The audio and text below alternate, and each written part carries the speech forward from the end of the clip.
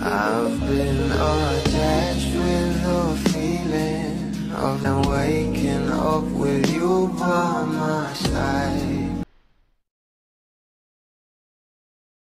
Marami nga talagang mga bula ang sobrang kinilig nang magpakita nga itong ating Donnie Pangilinan at nag-set visit nga ito sa kanyang tink na si Bel Mariano para sa movie nito kasama sila Miss Maricel Soriano. At narito nga guys sa nasabing video, sabay-sabay nating panoorin.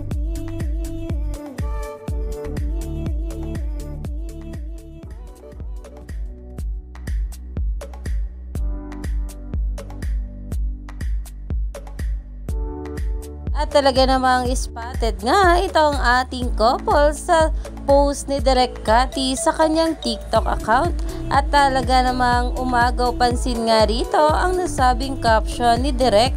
At ayon nga sa kanya, meet, greet, Dapax, and Donato. Kaya naman umani nga agad ito ng maraming komento na ayon nga guys sa mga bula, bro Donnie Pangilinan, so did you join the cast or are you part of Bel's crew, service crew, security, assistant, stylist, and makeup artist, talent caretaker, or the road manager?